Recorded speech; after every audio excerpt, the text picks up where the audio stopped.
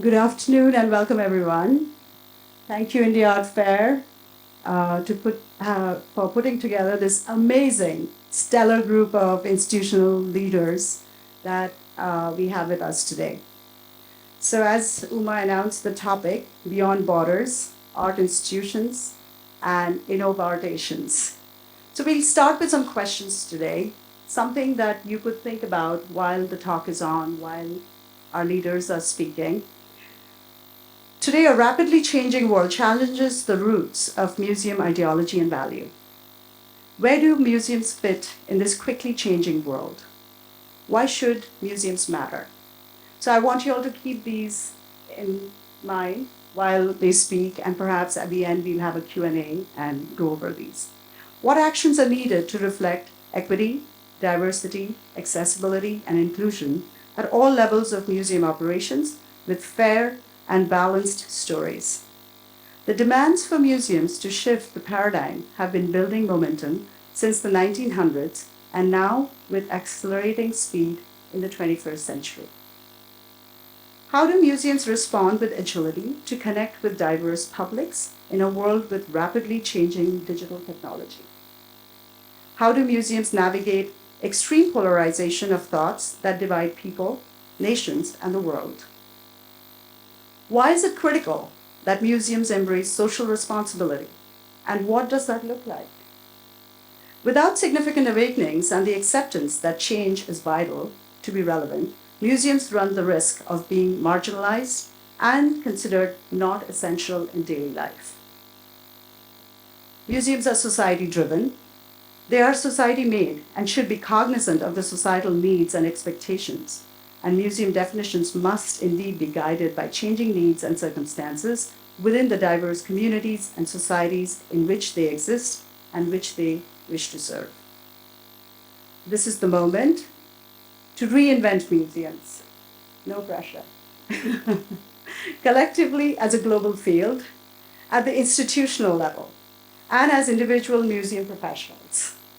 It is time to go down to the studs by deconstructing harmful ideologies, facing truths, engaging communities that have been excluded in the histories and stories museums present, and rethinking the role of museums.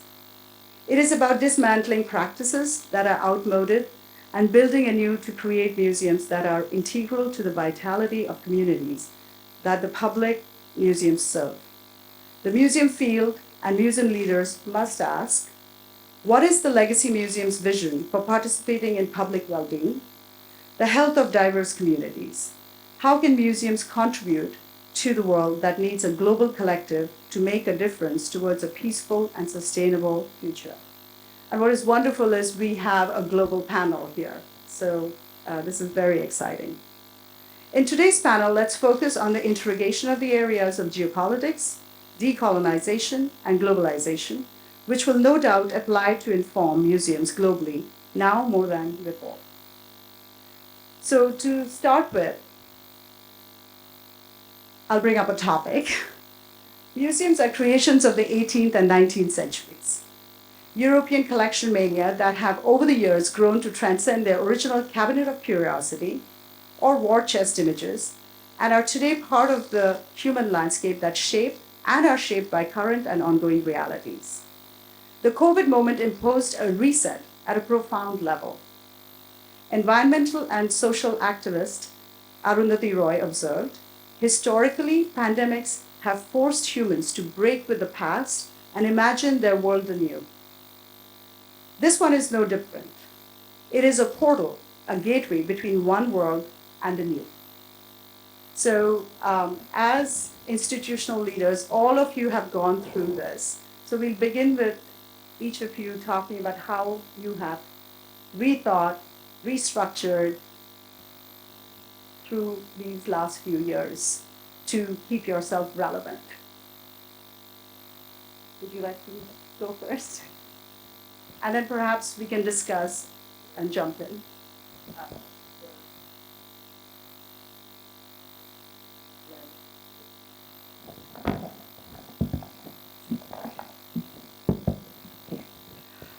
So Good afternoon, friends, and lovely to see a full house, and thank you for being here. I think all the points that Deepanjana focused on are extremely important, and they're what we think about not just now, post-COVID, but even prior to COVID, we're constantly thinking about these issues. For us, and for those of you who do not know the Dr. Bhau Daji Museum, it is the oldest museum in Mumbai, established in 1857 when the Crown took over from the East India Company. It started as an encyclopedic museum, and when the Prince of Wales Museum, which is our counterpart in the more southern part of town, opened, parts of our classical collection were hived off and given to the Prince of Wales Museum, and we became much more focused. It was decided that our museum would be much more focused on the history of the city. And this in itself was a political move, because the British were trying to show that they had bequeathed upon the city, that they had built the city, and they had put up these wonderful buildings, etc. And so you see that in the museum, in the dioramas, etc., in the museum. So it was very much a colonial project. There are other aspects. One of the most important collections in the museum is the little models and figurines. If you've seen, by the way, you can go to our website and do a walkthrough. And so this was, again, looking at the issues of identity and how did they interpret Indian identity. The first caste census, caste is such a big issue today in India, and the first caste census was done during the British period, and it started as a visual project. Many of you may know about it, the People of India project, John Forbes Watson, which again is a collection that we have, both the photographic collection as well as the figurines that correspond to that. So we have tried to deconstruct, we have tried to analyze and look at and talk about these issues that where earlier communities were fluid and lived together, suddenly they became much more conscious of who they were because this was now codified. This was codified by the British and put down, and you see that repercussion even today. It's the biggest issue today in India. So these legacies are legacies that we deal with. And even though we are a small museum, we have, of course, a wonderful collection of objects and crafts. Again, the identity of the craftspeople were completely not represented in the collections and in the displays. So we have reworked the displays, we have reworked the labels, we have tried to foreground the master craftsmen. And perhaps one of the most important things that we have done is that we have given a platform to contemporary art, because Indian artists, as most of you would know, I hope, that were considered during the colonial period to not be intellectual and refined enough to be in a museum or to be presented in a museum. So ours is a political riposte to that whole intention. And we have foregrounded and put the artist in the forefront and given them solo exhibitions. So there's been a huge effort for the last 15 years, in fact, when we started the project, to in fact decolonize the museum and give a voice to those who had not been, who had been made invisible. Yeah. Thank you. And Klaus, I think you could talk about the artists you brought into your program, and perhaps we could see some images as well. Yeah, I think you can use the clicker and the microphone at the same time. On now, yeah. Yeah, I'm not talking too much about those. These are works from Marina Abramovich. These are 72 objects that you could do anything with. And she took full responsibility, and of course people really used that. And somebody actually took a gun, Michael is sitting right in front of the gun, and nearly killed Marina, and it was in Naples, and she would have taken full responsibility. I think it's a great metaphor for being an artist. You take full responsibility even if you die. And here she's freeing the voice and freeing her body. with great works with Ulay. I'm only showing them because the strange thing about, we talk about revolutions and evolutions, before we did that show, the museum I worked with, MoMA, did not collect performance and had not a performance department. And we had 2 years of 100 artists, including Yoko Ono and Joan Jonas and so many, Yvonne Rainer, thinking what does it actually mean to expand the museum and include performance. And now, no museum would not show performance and not collect a performance. And that's only 14 years ago.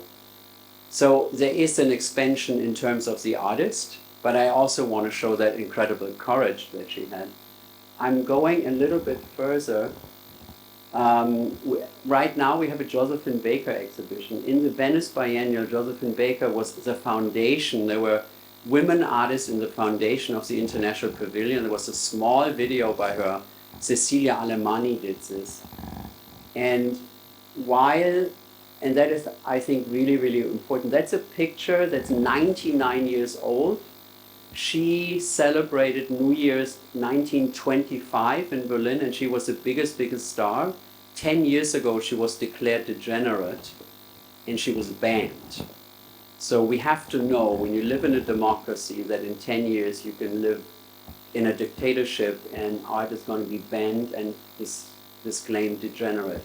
So Josephine Baker, 10 years after she was the biggest star in Berlin, that picture is one of the most popular pictures of the time. She was declared degenerate. She, of course, had her own Josephine Baker Day with 100,000 people coming. She fought in the French army against the Germans, and she was fortunately honored for this. She's now in the Pantheon. And many people don't know that. She actually spoke just before Martin Luther King in the March on Washington. Josephine Baker spoke and introduced Martin Luther King in front of 250,000 people. And that's kind of revolution. So if Marina was performative practice, I think this is like political practice, political courage in a way. And I think we really, really have to, her example of being the most celebrated artist and then herself being declared entarted, it's pretty crazy. Here she is in front of the crowd in the mall in Washington. And then that's a little one. That's a very little thing, Dianita and I, during COVID. But it was reached, more than 200,000 people saw us. And I just wanted to close with this because I think what I'm trying to say is I'm now running a national institution like a National Gallery, but I actually always say I'm actually American. I took American citizenship while I was more than 20 years in the US. And I came during COVID, and I thought, oh, there's so much COVID still here. They still have lockdowns on Sunday. Every Sunday is a lockdown. No, it's actually not lockdowns. It's just everything closed on a Sunday. So it's an incredible translation of societies. And the interesting thing in America, and Michael, you know more as much as I do, America, the last 15 years, where all of us worked very hard to get better at diversity, equity, accessibility, and inclusion. There's always room to improve, and it's a long work process, but daily work. So I'm coming from America that thought about decolonization, talked about colonial history, talked about diversity. It's on both halves of my brain. And I come to Germany, and Germany is still stuck in the 20th century. Understandably, because it was the devil in the 20th century. But how do you identify with having been the devil, but we also have to go forward? So I think, closing this little statement, I think Josephine Baker's is celebrated in the 20s and banned in the 30s is something that motivates me tremendously, that we have to fight for our collections, our art. The National Gallery in Germany lost all their modern art in the 30s because all our Picassos and Munchs and Kandinskis, of course, were declared degenerate. Some of it was hidden and then it burned down in the war, but most of it was just sold off. So I think and that's how, as an American, identify with Germany. I identify with the responsibility that art is the first to fall. Art is like a litmus test. It's the first to go if a society goes against freedom. And I think that's a very important role we play, and we all have to be aware of. And Michael, you're not only sitting on one of the greatest collections at LACMA, you're also going through one of the biggest expansion. And all of this is happening over the years as we've come out of COVID. Whether you were affected or not, tell us a little about it, what changes you made, and well, it's a very tall order you've set for us, Deepanjana, to talk about starting again, going back to the studs, as you used a metaphor, and starting again. But it's really true. I mean, I was trained as an artist and came up through the modern and contemporary world, but it was 25 to almost 20 years ago that I moved to LA to this big museum, the biggest museum in the Western United States with 170,000 objects. To begin a project of taking it down to the studs. I mean, metaphorically. And I guess the academic project of decolonization, which was already underway for decades as it was gaining steam, it just did seem to me that it had so much potential. Like you know, as an artist, I was a little angry at museums. Loved art, not so sure about the museum structure, because it is a project of colonization, right? It's only in Europe and the U.S. perfected the hubris to try to collect everything and then to put it in an order, which if you really walk into museums in the West, the architecture gives you the order of things. Unconsciously, everything is ordered, you know, left, right, up, down, and it's there to create that world order, which is from a very specific point of view. And it seemed like the project of decolonization was going to, I want to say in the right way, free art from its cages.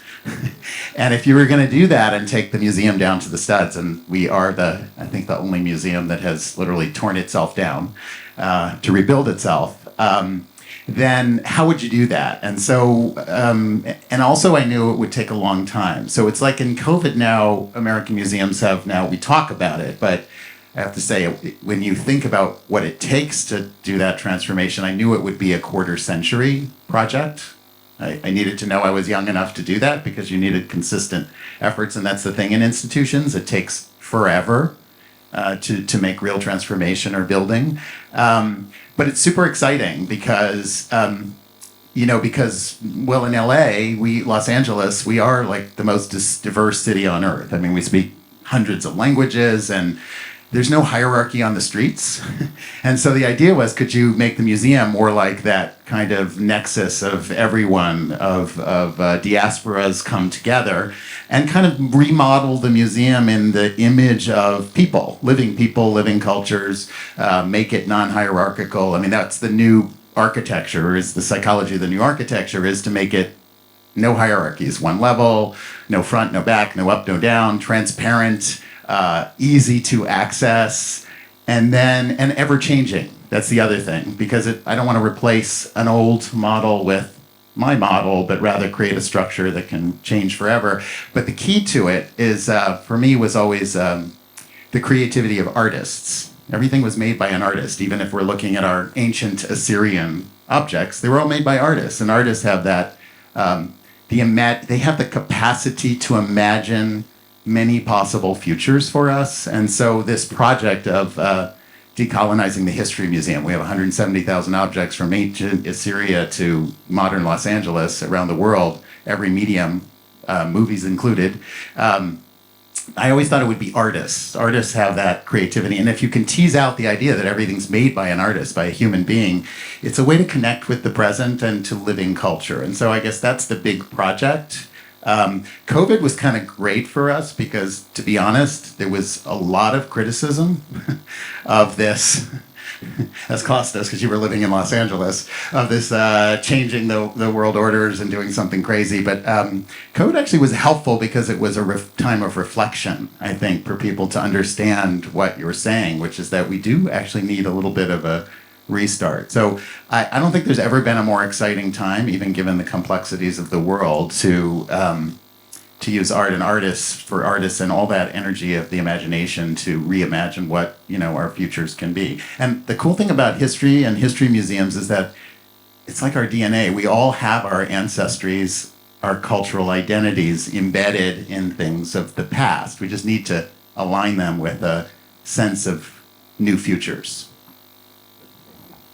Yeah, and I think this is really interesting, talking about decolonization, and we'll come back to it, especially with Michael, your collection that you're sitting on, and Tasneem, your museum, the building itself being a colonial building.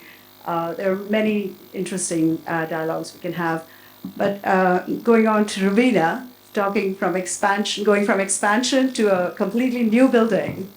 So how are you thinking in terms of changing, going from 35,000 square feet to 1 million?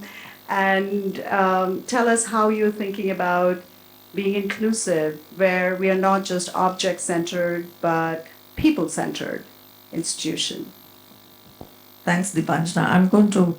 I'm not going to start from the scary part and the exhilarating part of a very, very large museum that we are building. I'm going to step back a bit, and I'm going to go back to Tasneem and to Michael and what they spoke. I think the most important, the reason for KNMA to come into being and for Kiran to really have this vision, I think it is premised on two things. One thing is, of course, the huge disconnect between art and people since colonial education and colonial rule. And that is something that has to be worked on, because really people don't come to the museum just like that. With the disconnect that was formed around that time, since the perception about Indian art changed, the reception about Indian art changed with colonial rule, that is one thing that we have to really address all the time. The second one is, I feel that there has been so much emphasis on India as an old civilization, which it is, and with its antiquarian art. You know, there are so many thousands of museums existing in India with antiquarian interests and with antiquarian art. And even when you travel abroad, you really only come to hear about that. Whether you go to visit museums abroad, you see Buddhist art, you will see Hindu art, you will see something sacred art of a particular period.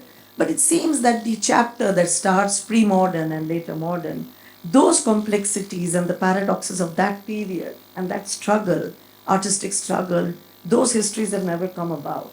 And I think the emphasis that we laid as a museum, which is dedicated to modern and contemporary art of India and South Asia, South Asian region, was to really look at this point of history, which has not gained visibility or accessibility or even credibility for that matter.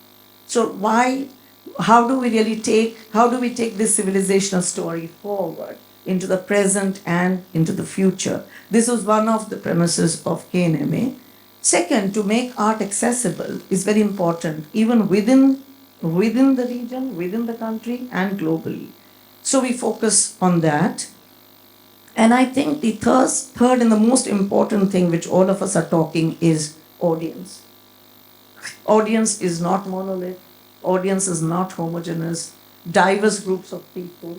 India is known for its diversity, multiple languages. What do museums do in this scenario? How do we become relevant, or how do we connect? So we for the last 13 years, I would say, have been bridge builders of different kinds. We are building bridges. We are building bridges through our exhibition. We are building bridges through our program. We are building bridges through our exhibitions, our programs, our research, and a way to really relate with community. So I would say that for us, the museum, as you talked about the shifting paradigm, is not really to be just a site of display or a place to collect and store objects, but it is really to be a place of confluence, of conversations, of dialogues, of learning, and more so now, participation, and really put some onus also on the audiences. Great. And of course, Kamini has the youngest museum. among all of us here. So, Kamini, tell us a little about MAP and how you have navigated through the last few years and where are you going? Well, to step back, as everyone did, a museum today, I feel, has to be a fluid, evolving place if we are to be relevant to our communities. And for that, the relationship between the museum and its audiences need to change. And if you look at that right from the building, for example, you have these huge temples to knowledge, which were imposing structures. What was the message? The message is power, dominance, and the person who entered it, who was entering these huge flights of stairs, was made to feel insignificant. And I feel that is the relationship that we need to change. That the museum cannot be is not the only giver in this relationship. Yeah? Yes, we are places of scholarship, of learning, but I think we also need to recognize that this is a two-way street.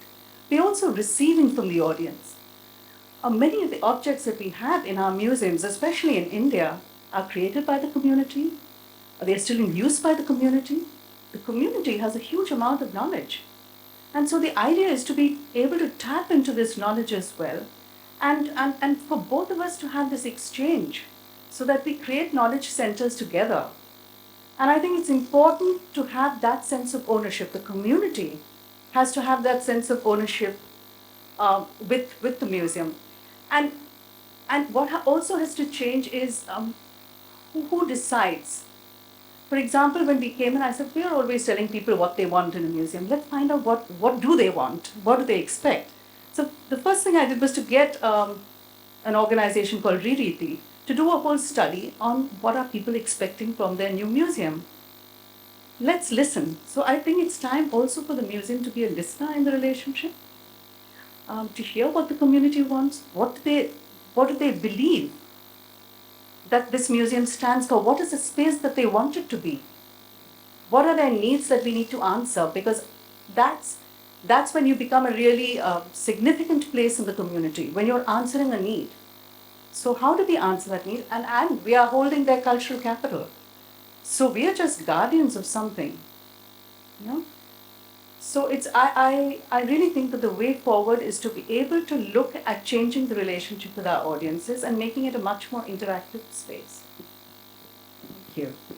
So moving from, unless you all have to comment, would you like to comment on this? Okay, go ahead, Klaus.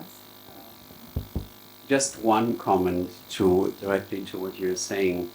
I didn't talk about the fact that we are building a museum that's only half of the size of the Kiran Nadar Museum. So it's tiny, it's only half of your museum.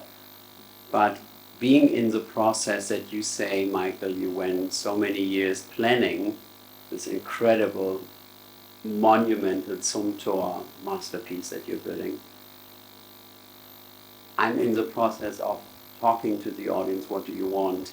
And I think we have to be listening and learning with the audience without becoming populist. And I think this is really, really important, because I recently go to museums and I think, oh God, who put that art on? So I'm not naming any museum or any art, but I'm always thinking populism is also a danger. So we have to listen and learn, but not, and I'm saying now something really controversial, we shouldn't stop believing in the excellence and creative forces of really transformative art. I'm not saying a word like quality, I know I would be shot or something, or I'm not saying a word like excellence, I will be shot. But I'm not saying a word that curators, and you have great teams of curators, all of you have some sort of authority. I'm not saying that, right? That you cannot say that. But I do believe in the transformative power of art, and I do want to say, yes, we have to really, really listen, but try to not become populist. Because it happens too often. Perhaps I'm just getting old and I'm like too fragile now. But sometimes I'm really walking into a museum and think like, wow, this was done by an artist like Ernesto Neto 20 years ago much better, and why is that now presented? So I'm just provoking you a little bit. No, I'm actually not. But Klaus, I think in that idea of listening, though, our professional job is not to listen to one point of view. So, right, like our professional job is to listen to, just as you're saying, to all the points of view, including the artists and the scholars, and to come up with something by listening broadly. It's just that I think largely we were listening to a subset, and I think it's more exciting. But yeah, I think both can be done, right? That's what you're doing too. Like that's the transformation in how you're building your museum as well, right? But more community-minded. And also, I think listening doesn't necessarily mean that what you're going to hear is only populist. They may just surprise you.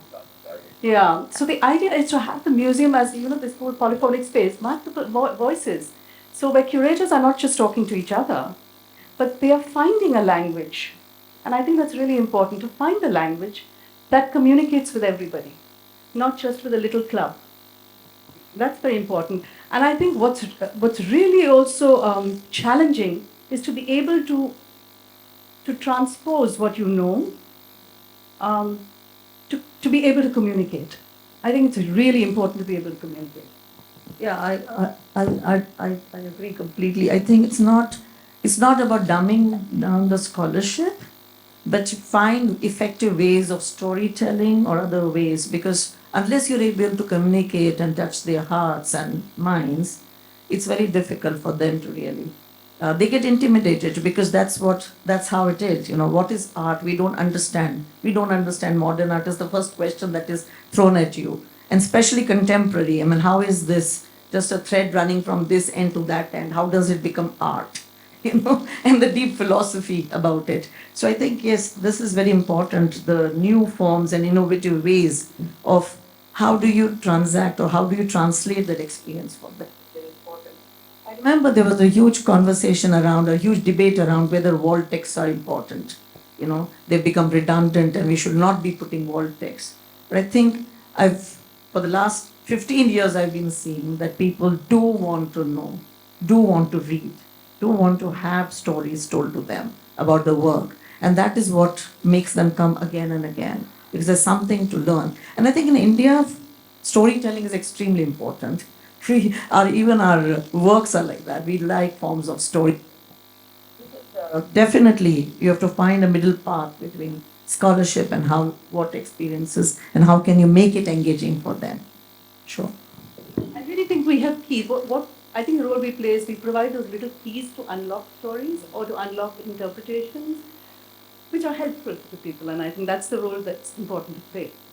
Learn and you said what? Learn, listen and discern. Tasneem? Do you? No, I agree with what everybody's saying. I think it's also very important the kind of exhibitions that you put up. What kind of work are you presenting? It's not just about the outreach and the programming that you're doing and listening to audiences, but it's how are you able to translate that into really meaningful exhibitions? Because as a curator, all of us have choices what we will show in the museum, and what we therefore select to have conversations around becomes extremely important. Now, that may be done in a consensual way in discussion and after having done a lot of research, but that too becomes very important. I think one of the things that we see happening a lot in India, as you said, that the focus of exhibition making across the country is on the great past and the antiquities that we have. And to some extent, unfortunately, because that is the view that was inherited from the colonial regimes, that is also what you see when you go abroad. The kind of exhibitions that are privileged in, say, the Met. I saw the great Buddhist exhibition, and I've seen so many others. And of course, they are very great exhibitions.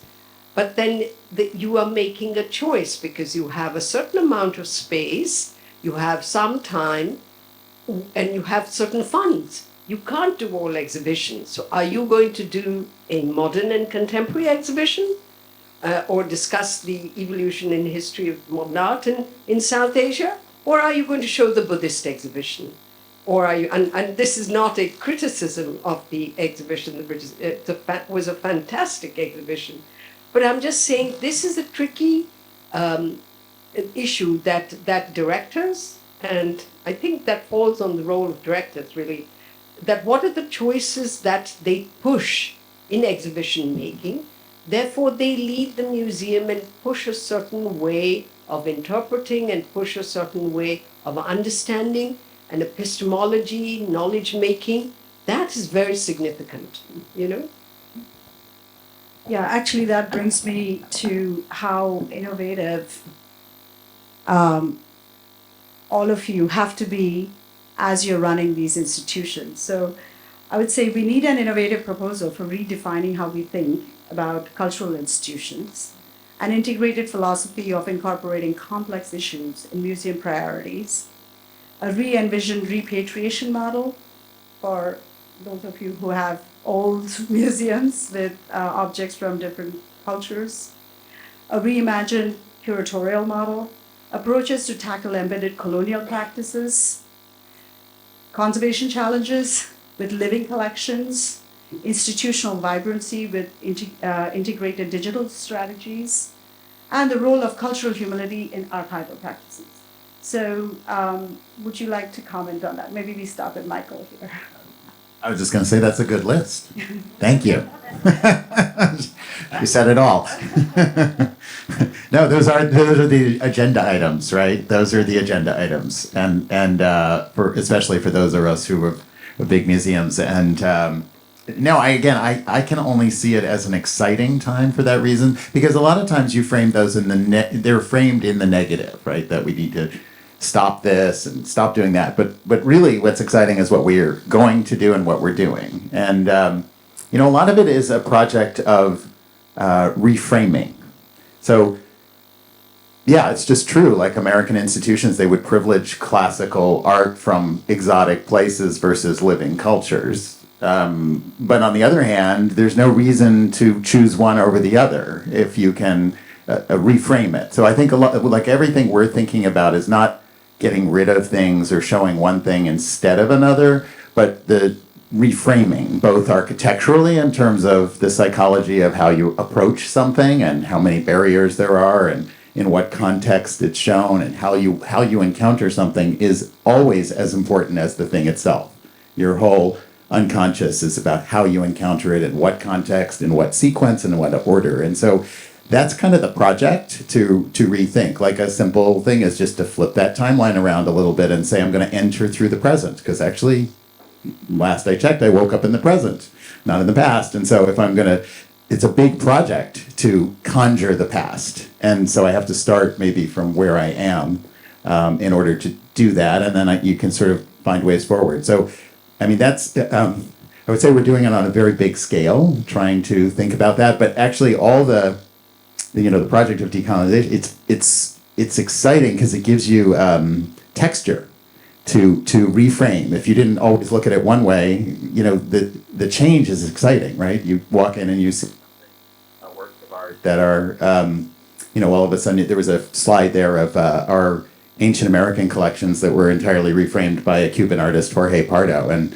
some people loved it and some people hated it, but it definitely put ancient American art in the pages of Art Forum and got people talking. And I think that's the exciting thing. And it was a project because, so that was a specific thought, is that those objects weren't meant for museums.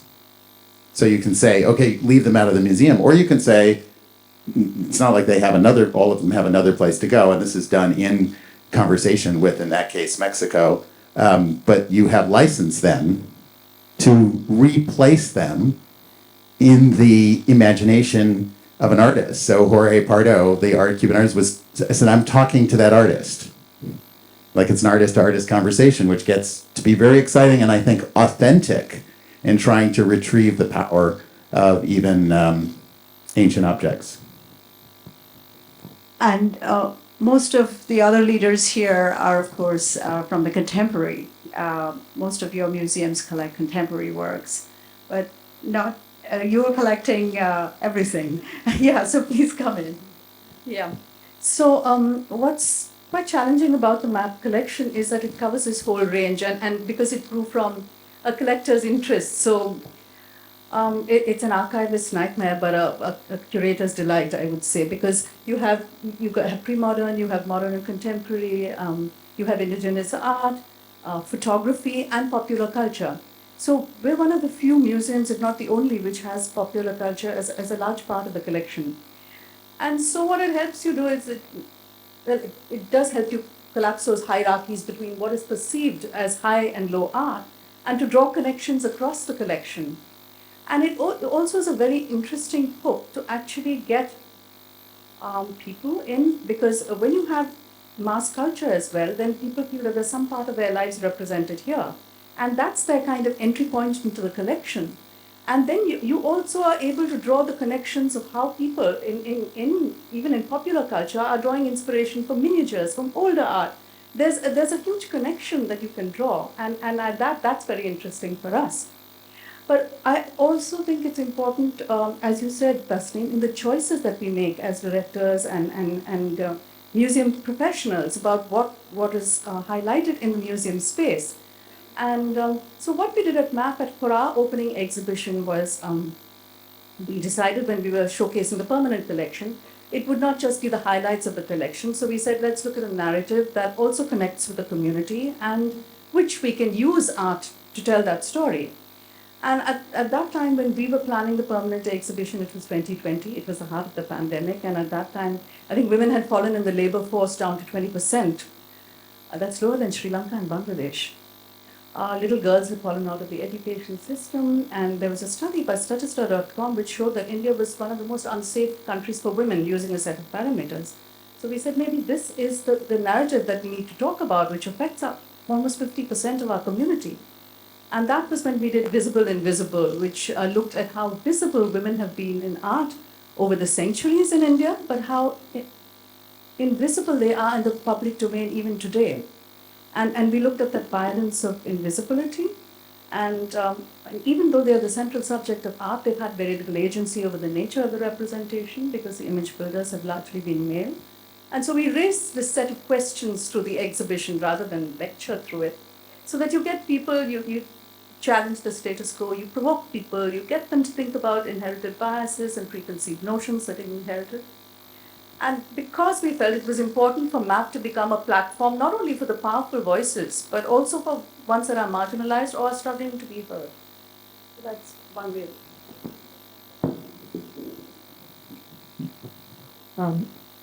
I just want to add to that two of the major preoccupations that have been of the Kiran Museum of Art, one, of course, I think looking at abstraction in the 20th and 21st century, and second, women artists, of course, because they have been at the forefront. But as you said rightfully, it has been a very male-centric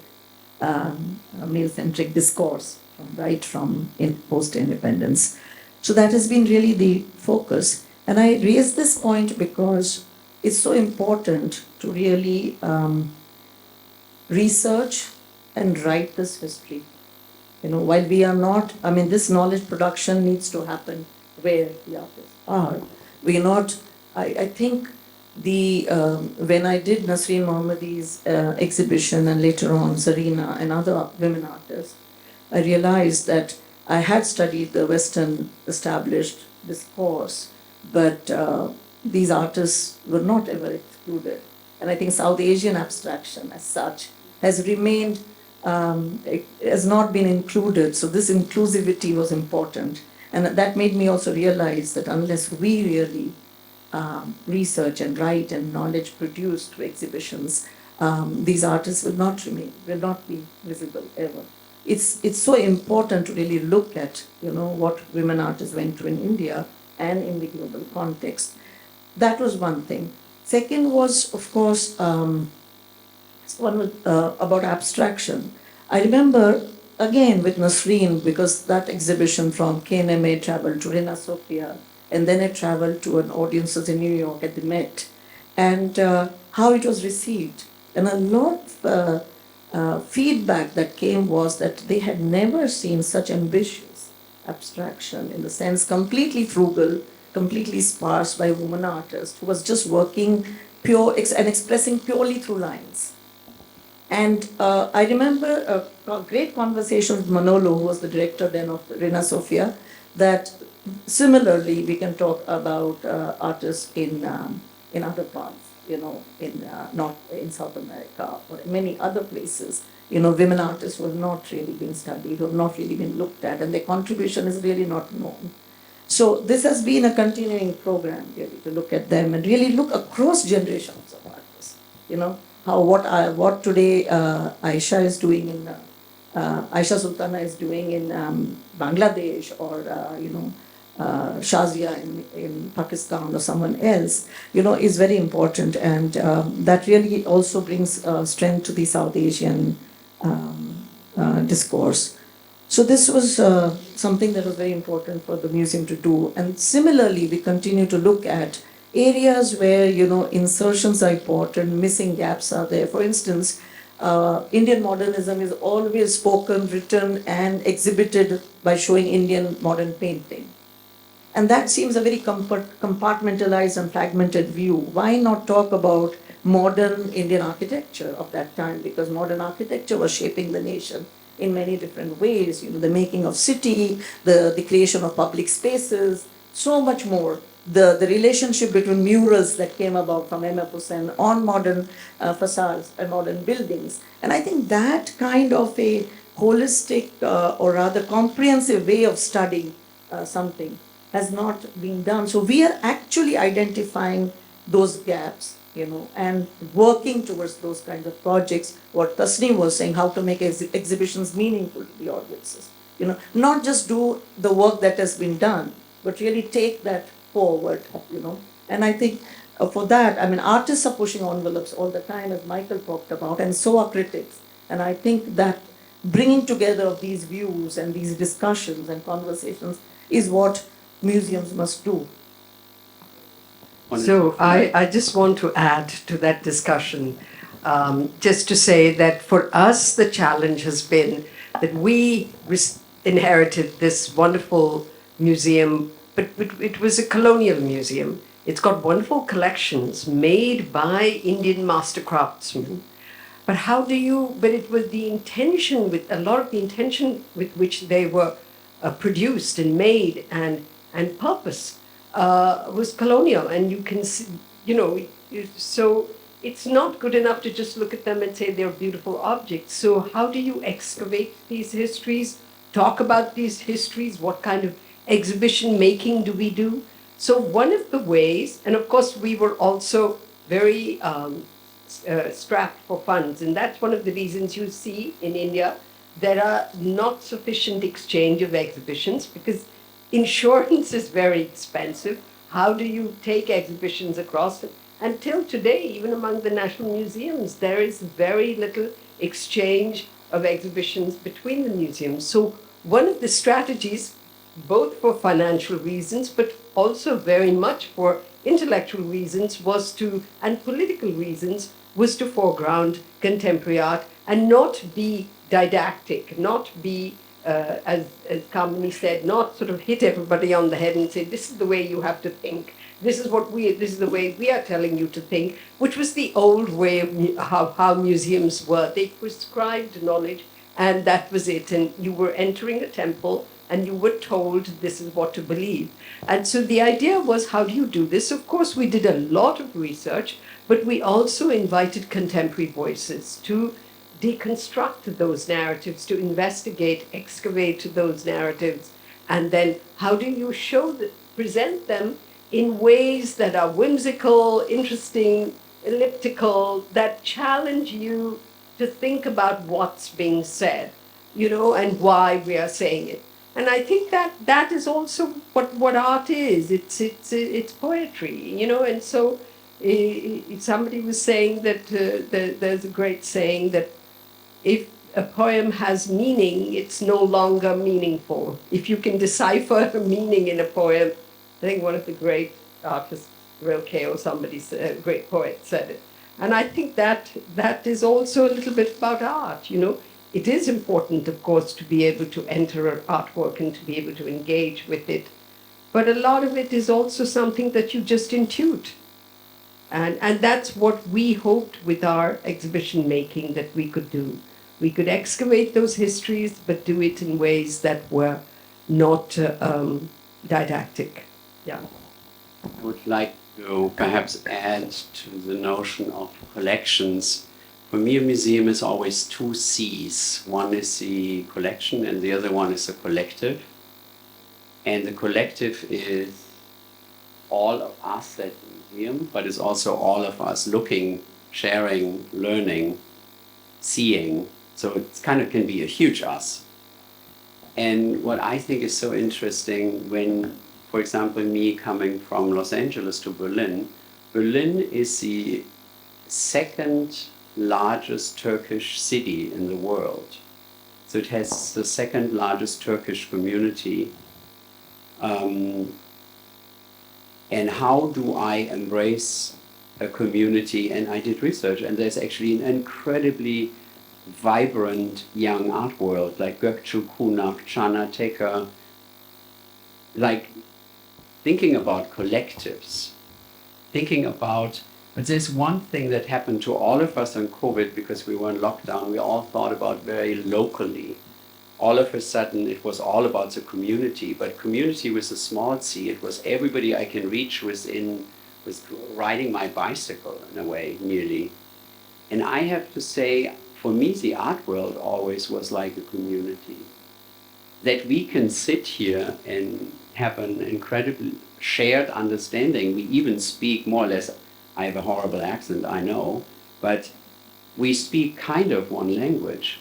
So when I showed Dayanita Singh as a slide, so Dayanita and I, we go 30 years back, I had really kind of, I think we all in LA had kind of a depression during COVID, the first, and I thought, let's do an Instagram live with the museum. Hundreds of thousands of people had access.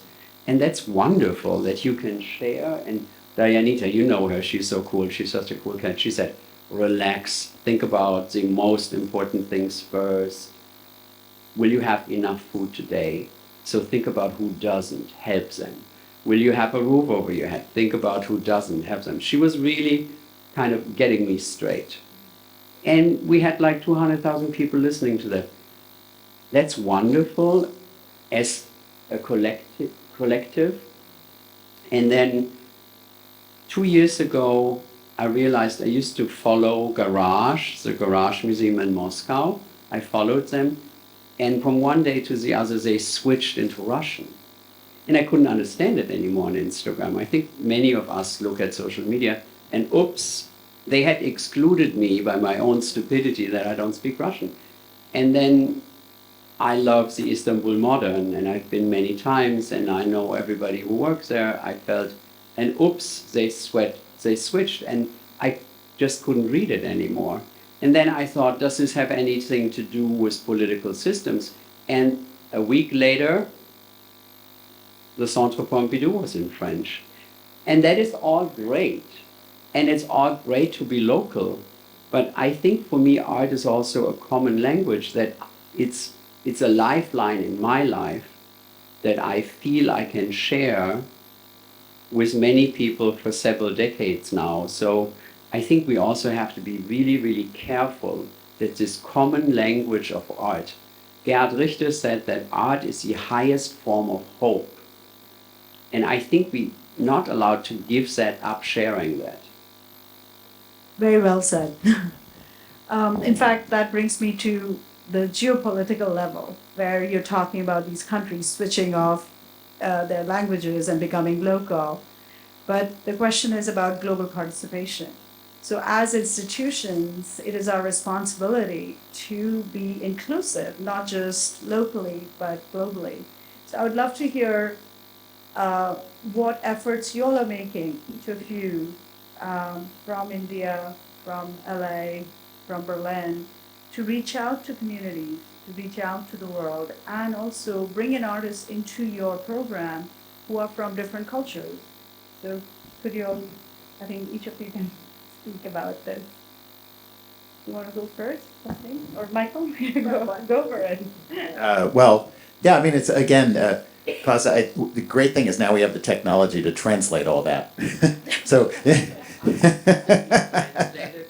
no, I know, in conversation, but online. There's a nice thing about being able to express, even the picture of a different language is very beautiful. So there's pluses and minuses. Here we're talking together, but yeah. Anyway, actually the most exciting thing and part of the reason I moved to LA is for that. So we don't have the second largest Turkish population, but there's a lot of the world where we have the second or third largest diasporas. And that is just, when you think about it, it's so exciting conceptually when you're thinking about how am I going to structure the museum, because there's no conflict. In a lot of nationalisms, it's, are we local enough and are we expressing that versus an internationalism? And what's great is I don't have any issues with my government officials because Los Angeles is that. And so that got me thinking about how that can be our strength, that, the world needs like intersection points, nodes, a nexus. And so instead of building an edifice that's a kind of building that holds your own collection, like a colonial collection, what if you're an intersection point, more of a node in a network, and that LA has that horizontal mixed up feeling. So for me, that idea became a key to, again, local, global, present, past. And it's also just, if you can think about it mentally, it's an image of a much more porous place, which is interested in exchange and partnerships rather than just the place. Even the design of our building, going back to sort of psychology of architecture, the entire thing is glass in 360 degrees, so that you're always remembering you're looking out where you are and people are looking in. And so that porousness is for me, is a very exciting concept, and it can be global and local. And Klaus, you've also been showing artists from everywhere. So it's obviously, I mean, you're working with Indian artists, you're working with artists from all over. Have things changed? Like, are you thinking differently now, bringing in artists from the fringe, bringing crafts into your... I think for us, I've been very spoiled and privileged, and I'm really grateful that I have worked so many years with MoMA, because MoMA did so many efforts. And I was in India first with MoMA 21 years ago. Yesterday, Geeta Kapoor and I talked about, remember, 2003. And so there are museums like your museum or like MoMA or the Tate that have the great capacity to do that. I work in a museum where, I said that before, the National Gallery in the 1930s got rid of all their modern art because politically it had to. Then, of course, the National Gallery was destroyed by the war. Then there were two Germanys. And then, of course, try to think what that means, because art does reflect history. So it was not only destroyed, it was also separate. And how do you reunite something that has two political systems, but also two mentalities in a certain way? So I think we have a unique function to reflect on the 20th century, think about which awful aggressions had their origin in the place that I'm now living. So I think I have to reflect on that responsibility. I have to share it. I have to somehow try to think about how do I...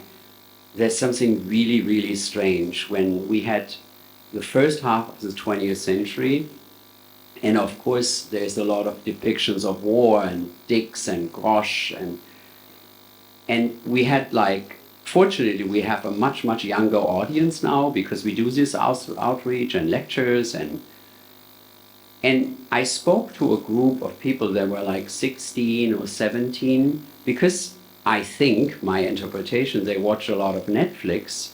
They think the pyramids, the Middle Ages, and the Second World War all happened in one decade. There is no understanding visceral. It's like, okay, you don't have to calculate anymore because you have it on your phone. Of course, you don't have to have no history anymore. It's in Google. But I do feel that there's a lack of understanding of history in its responsibility. So I think I do have to bring the 20th century in its responsibility to the foreground. And somehow we have a unique responsibility there, being in Berlin. I cannot compete with you, Michael, with your Glenn's global endeavors. I don't also have the funding for it, but I want to reflect roles, and I want to be, and that's something very, very beautiful. When we had the Josephine Baker opening, I thought, like, who's going to come? Like, everybody can still remember who she was. No, we had an incredibly diverse young audience, and she has a totally different meaning for so many people now, because they look at what she did. She traveled Northern Africa. She had just converted being a Jew, but she, as a black African-American woman, traveled Northern Africa, and she's saying, oh God, I hope the Germans won't arrive in Morocco. And then she talks about what it means to be colonial for her, with all the Europeans having built out and having exploited countries. So things look differently, and so I hope that what we can do is, what Berlin does have is the most diverse young audience with the highest percentage of artists. And I think LA and Delhi and Mumbai, you all have much bigger audiences, and you all have, by definition, I'm sure, more diverse audiences, because you're such magnets for so many people. What is still beautiful in Berlin is that the ratio of artists and not artists is everybody an artist here? And that's something I'm very grateful for, because I think anything we do is being commented, reflected, questioned, criticized, and I'm grateful for that. Great. Would you like to comment? Yes, so for us, I think the most important thing going forward is really collaborations, especially in Mumbai, because we are the Mumbai City Museum, and we've done a lot of international collaborations. Just to address your question of how we've been global, we've done a lot with the V&A. We have a formal partnership with the V&A because we are the erstwhile V&A, the older sister, if you please, of the V&A in London, because we were established before them. But for us, this community outreach of being able to engage and work with different spaces that are coming up across Mumbai, there is this energy that is just bubbling up in terms of art. And it's not big institutional spaces, but it's little spaces, a little cafe, 2 stories, something tucked in a backyard somewhere. And that wonderful energy, we want to partner with that and foreground it and talk to them and see how we can support them. So for me, or for us at the museum, I think it is extremely important. In terms of international, we get a lot of proposals from international institutions and the consulates and the embassies, etc. Because we are a museum, that works a lot with the community. We probably, of all museums in India, and I feel proud to say this, probably MAP now is getting there, but or maybe more than us, but we started the whole paradigm shift of museums and what museums could be 20 years ago with the Bhau Dilal, and really going out there to engage the community and so I think that is probably our largest focus. But because we have such rich programming, we get a lot of proposals, as I was saying, from the international institutions and consulates, etc. And we're always showcasing international art, because I also think that's very important, to share with the community what is going on globally. A lot of our people in Mumbai probably don't have, the kind of people who visit the museum probably don't have the wherewithal to travel abroad. And of course, a lot is available on the internet now. But to be able to see it physically and in person and to be able to have discussions about it, and it's enriching for the community. So I'm grateful that we can do that. In terms of being able to do outreach internationally, have exhibitions internationally, I think our collection is a very special sort of collection. It's not a collection that can travel easily. There are constraints to that. But there's no reason why some of the contemporary art that we've collected shouldn't travel. And again, we've been in discussion with various forums, but those have to mature. We're still sort of in that area. We're still growing, but we are, of course, much more networked within the community in Mumbai. Yeah. So we see our role more as being a support system for the arts in Mumbai. And Roobina, you've been quite busy with collaborations, so would you like to share some? Yeah. So I agree with all of you, but I would, especially what Klaus said about historical realities, I think it's very important where you're rooted, where you're grounded, where you are working from. That location is extremely important, and I think KNMA, the way the collection itself starts pre-modern and continues to grow, and that makes it very interesting in a way that we want to talk about our history. But the recent project is ongoing at Saket, which is a Raghurai, a photographer who has seen India through 1950s onwards, 5 decades. And it's really, it's the entire show is marker of history in one sense. These are pages of history that you really go through. And I'm really amazed in the way that the younger generation are responding who have not really seen this history up close. And that is one of the attempts to talk about that history. And how do we really talk about the transitions? I think those transitions are extremely important. Today, we are in a position where we can say and talk about art without borders, which is what we want to do. I'm sure that we can curate exhibitions which really which resonate and echo. The themes resonate and echo across the globe. For instance, migration, environment, carbon emissions, climate change. You can go on. There are themes that really are no more just belong to India as a nation, but can be seen across the globe. And those connections and those partnerships and collaborations meaningfully around such projects could be very interesting. And that is what the museum is trying to do. So that is, of course, there. And I feel that there is so much to do that you can be working all your life and you will still not be able to put together what you want to for the audiences. It's just an amazing, seamless kind of field in which one can find so much to do. So, yes. Okay. For us, Deepanjana, the pandemic really turned things on its head completely because we were so focused on starting a physical space. And then the message that we kept getting back from the advisory council, from the board was, why are you obsessed with this physical space? Get online, that's where the conversation is. Go digital. And so MAP was unique in that it launched first as a digital museum. And so we were able, from having what we thought was a local community, and that was to be our first audience, it was like the world was our oyster. We just had this huge international audience that we could reach out to. And so immediately we had to start programming and thinking of what is the kind of content that we're going to create for them. And so we developed, one of my favorite projects is Museums Without Borders.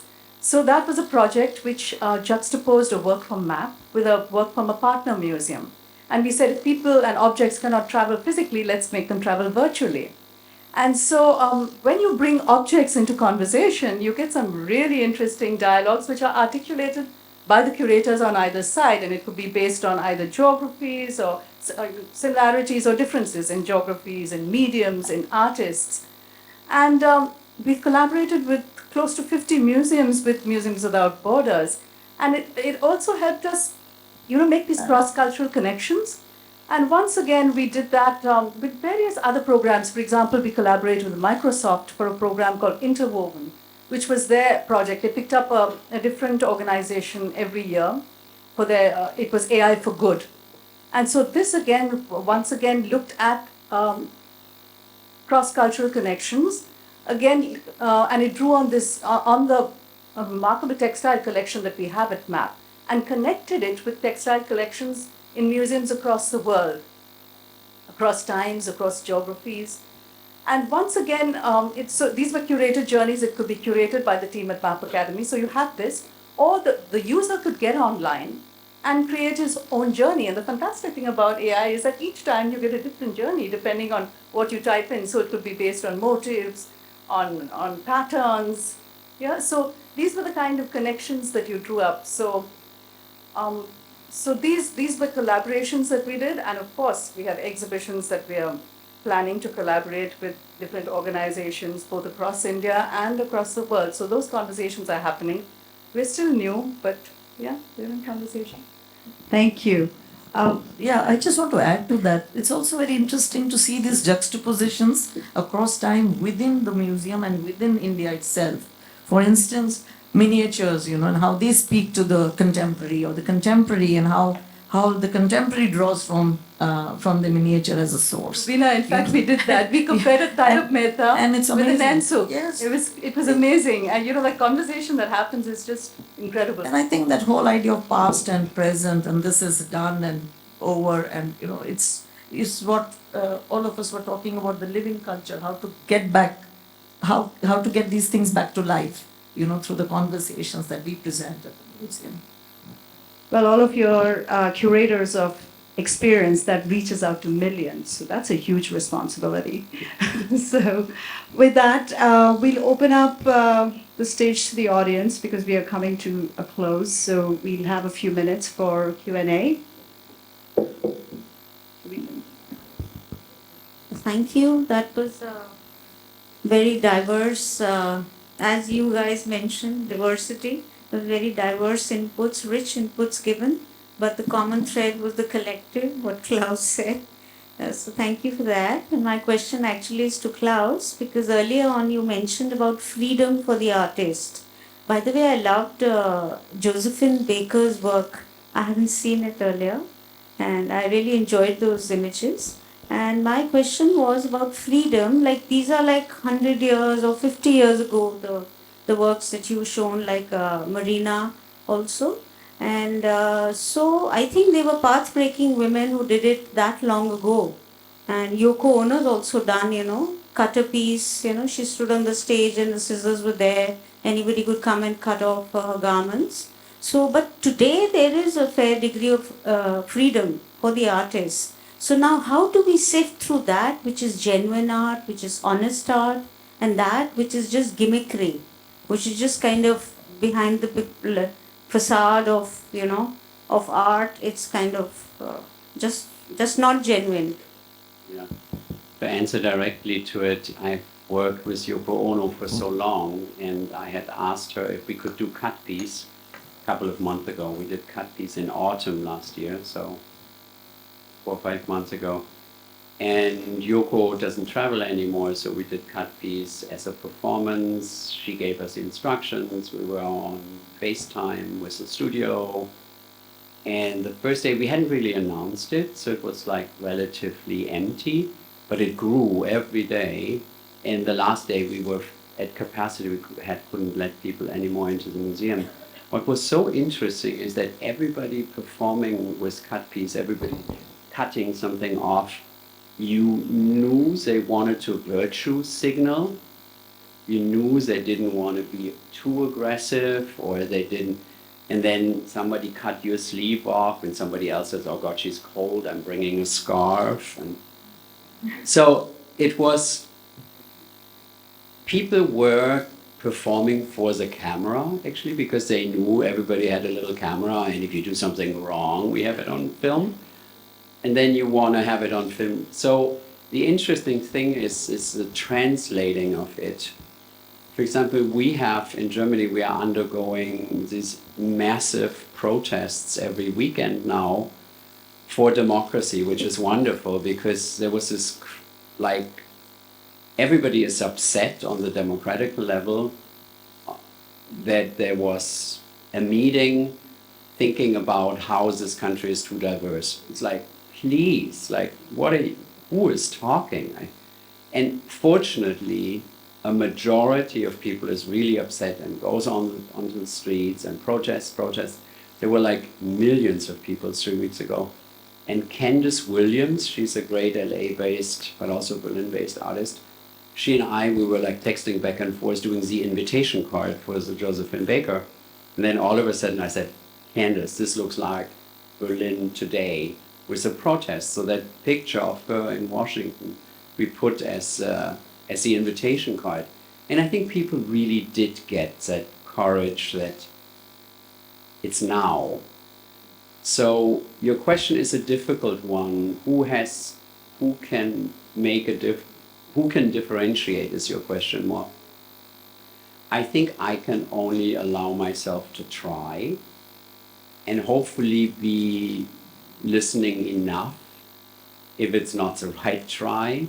But I think we live in a moment where it's really, really important to listen, but still not forget about responsibility. I don't know if that's too weird an answer, but that's an honest answer, I hope. Okay. Can I also just say a few words just to address you?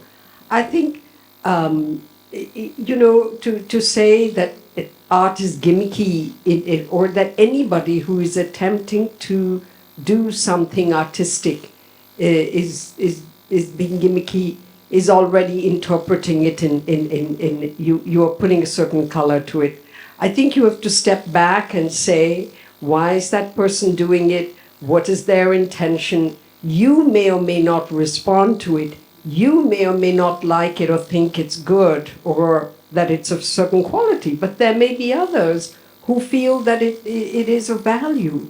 So ascribing value in that sense is a very, very tricky business, and that's in a sense what we all as museum curators and directors try to do. But more and more, I think it's important to allow for that plurality of voices.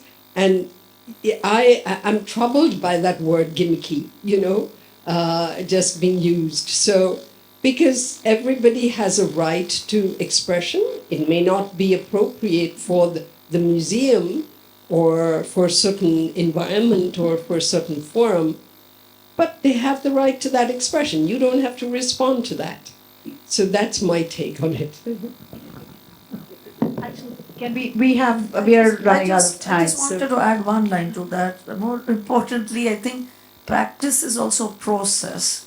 So it's not just a one-off thing, if it's Yoko Ono or any practice, it goes through a period of time and refinement, and that's how one finds, how important that is or how significant that would be for the artist. Hi everybody, thank you. Well, just to give the ground for my question and explain the context, I would say from which point of view I'm speaking. I'm the honorary director of the Guimet National Museum for Asian Art. Before that, I established the Islamic Art Department in the Louvre, to Sophie Bakario.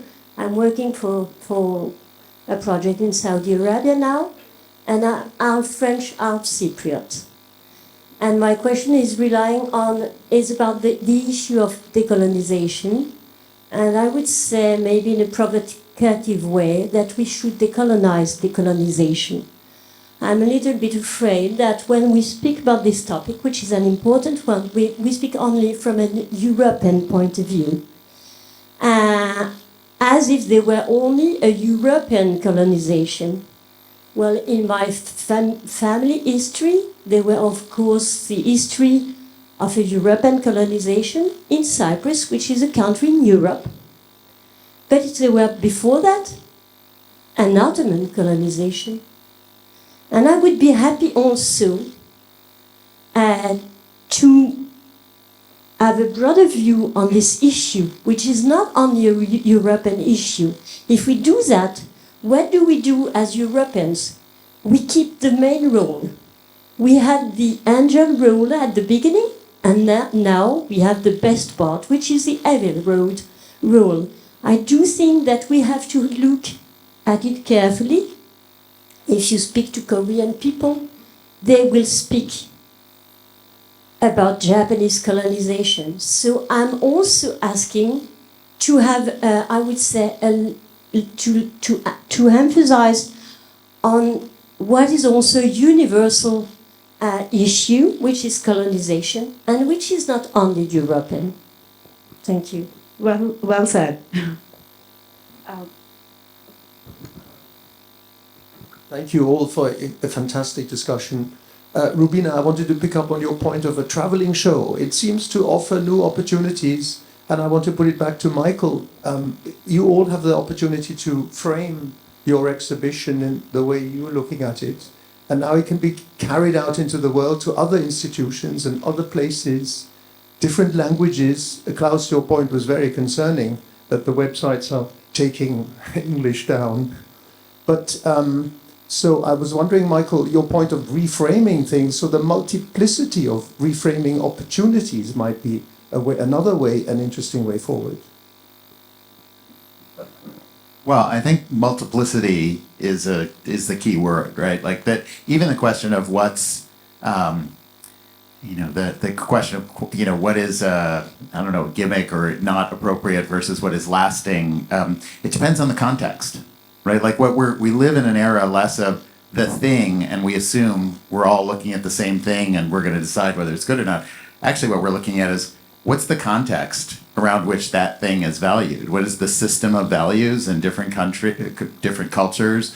And so that multiplicity is kind of the key word. I think that we have to, and that's why I keep saying it's not, we cannot take one fixed point of view and then replace it with another one. We really just need a more dynamic system that is contextually aware. Decolonization, yes, from it's a point of view. It's not a just American European. It is true, though, that the Americans and the Europeans built giant stone monuments to it. So there's a thing there that they're very visible, and I think they can be targets in that visibility. But obviously, it's a lens. It's like a way to think from a point of view of multiplicity rather than from a center out, wherever that center is. And so, anyway, I just think it's that's a great word for it.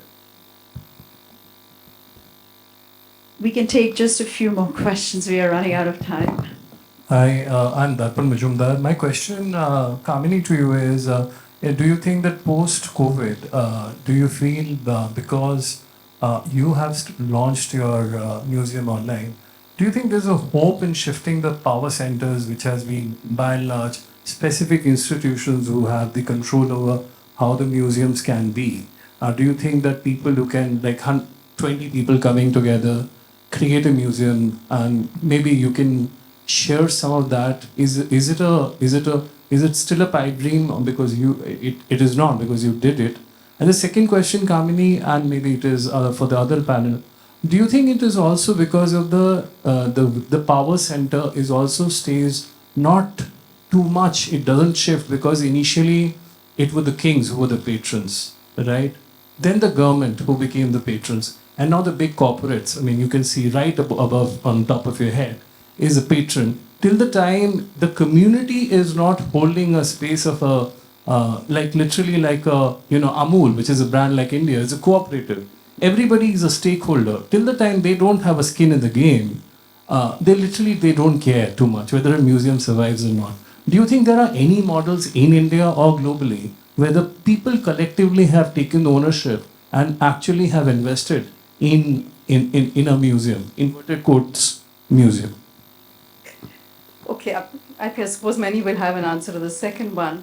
But the first one is, how did it change the power equation that you're talking about? Yes, certainly it did. And we discovered that immediately, because so far it was a museum who decided, who was a dominant partner in the relationship, before we went online, because they decided most things in that relationship. But once you actually had a digital museum. And during the pandemic, here was a visitor sitting from the comfort of his armchair who decided when he wanted to visit the museum, what he wanted to see, in what order, and how.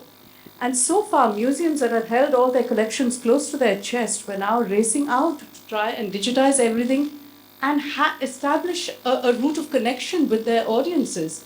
So I think that really changed a lot. And when we opened the physical space, you can see all that we had learned during that time when we were online, we sort of integrated seamlessly into the space.